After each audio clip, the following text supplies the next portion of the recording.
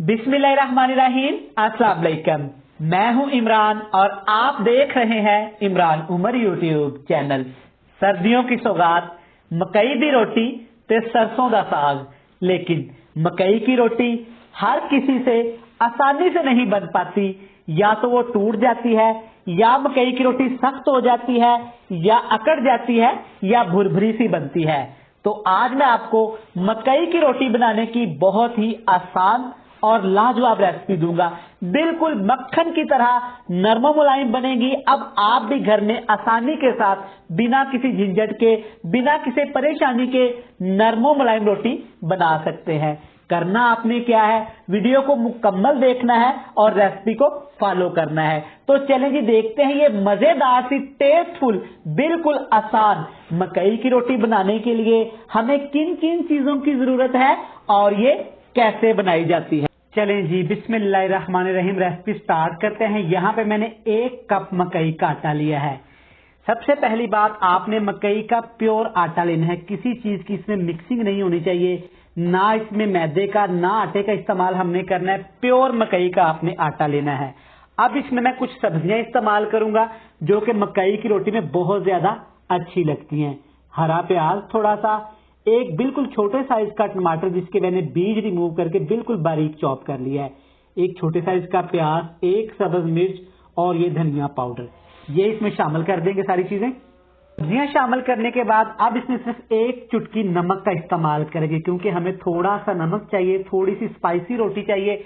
इन तमाम चीजों को शामिल करने के बाद आपने सब्जियों को इस मकई के आटे के अंदर अच्छी तरह मिक्स करना है। सबसे पहली गलती हम लोग कहाँ पे करते हैं कि मकई का आटा ही सही नहीं गूंथते जनाब, तो रोटी कहाँ से सही बननी है हमारी।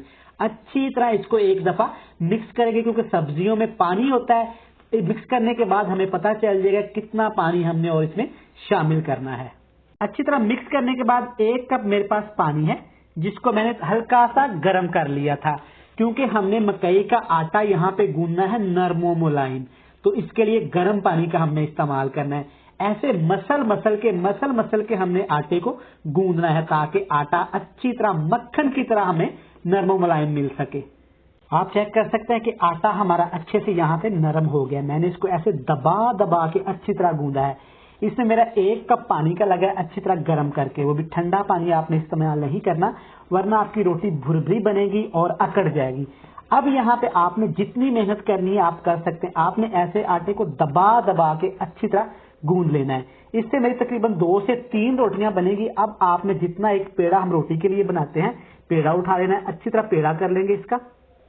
अब आपने रोटी का एक पेड़ा बना के कटिंग बोर्ड पे आपने इसको ट्रांसफर कर लेना है। हाथ की मदद से एक हाथ से आपने ऐसे इसको सेट करते जाना है, दूसरे दोनों हाथ से आपने ऐसे इसको दबाते जाना है। ये रोटी की शेप में बिल्कुल आता जाएगा। अगर आपसे ऐसे नहीं हो रहा तो आपने जैसे हम चकने बेलने से रोटी वगैरह बेलते हैं उससे आपने इसको अच्छी तरह बेल लेना है। ये आप चेक कर सकते हैं आसानी के साथ बिल्कुल हो रहा है। इसके किनारों को आपने ऐसे उंगली की मदद से सेट करते जाना है। ये बिल्कुल आसानी के साथ हो जाएगा, नहीं टूटेगा।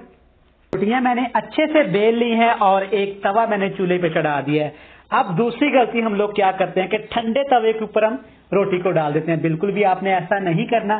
तवा गर्म करने के बाद आपने इसके ऊपर जनाब देसी घी लगाना है। मकई की रोटी हो और साग हो, देसी घी ना हो, ऐसे कैसे हो सकता है।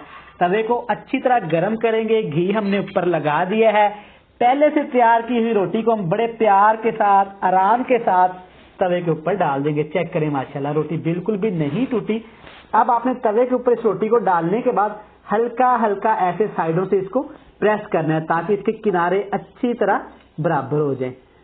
1 मिनट तक आपने इसको हिलाना नहीं है, अच्छी तरह पकने देना है और इसको ऐसे थोड़ा सा घुमा देना है। ये बिल्कुल भी नहीं टूटेगी। अच्छा, यहाँ पे तवा आप चेक कर सकते हैं कि धुएं निकल रहे हैं। अच्छी तरह तवा आपका गर्म होना चाहिए। सिर्फ 1 मिनट के बाद घर में जिससे हम लोग पराठे वगैरह बनाते हैं उसकी मदद से आपने ऐसे हाथ से दबा के इसका साइड चेंज कर दी। रोटी की मैंने साइड चेंज कर दी है। अब इस साइड से भी हम लोग देसी घी लगा देंगे इसके ऊपर। बड़ा मजे का इससे फ्लेवर आता है और देसी घी जितना मर्जी आप खाएं इसका कोई नुकसान नहीं। थोड़ा सा इसके ऊपर भी लगा देते हैं। माशाल्लाह चेक करें कितनी ही प्यारी ये हमारी रोटियां बन रही हैं। अच्छा, जो मकई की रोटी होती है वो साइज में थोड़ी सी छोटी होती है। आपने उसको साइज में थोड़ा सा छोटा ही रखना है, ज्यादा बड़ी नहीं करनी वरना वो टूट सकती है। अब आप इस तरीके से घर में आसानी के साथ ये चेक करें, बिल्कुल भी नहीं टूटी और कितनी मजे की लग रही है। कोई गंदम का आटा इस्तेमाल नहीं किया हमने, कोई इसमें हमने वो मैदे का इस्तेमाल नहीं किया, बेसन का इस्तेमाल नहीं किया, ना ही अंडे का इस्तेमाल किया है। दोनों साइडों से रोटियों को ऐसे ही पका के हम आपके साथ मिलेंगे फाइनल लुक में। अल्हम्दुलिल्लाह अल्हम्दुलिल्लाह माशाल्लाह, देखें सिर्फ 10 मिनट में हमने सारी मकई की रोटियां तैयार कर ली हैं बिल्कुल आसानी के साथ। आपको वीडियो में नजर आ रहा होगा कि मकई की रोटियां बिल्कुल भी नहीं टूटी और ना ही सख्त बनी हैं। आप इनको साग के साथ खा सकते हैं, चटनी के साथ खा सकते हैं। मैंने इन पे बहुत सारा देसी घी लगाया तो मैं इनको ऐसे ही खाऊंगा। मैं आपको तोड़ के दिखाता हूं ये कितनी नरम और मुलायम बनी है। ये आप चेक कर सकते हैं, बिल्कुल नरम और मुलायम, ना ही अकड़ी है ना ही बुरबरी सी बनी है। चेक करें माशाल्लाह अंदर तक ये पकी हुई है माशाल्लाह। चेक करें। वीडियो अच्छी लगे चैनल को सब्सक्राइब कर दें, बेल आइकन को प्रेस कर दें। कल फिर मिलेंगे नई और मजेदार वीडियो के साथ। तब तक इमरान उमर को दीजिएगा इजाजत। अल्लाह हाफिज।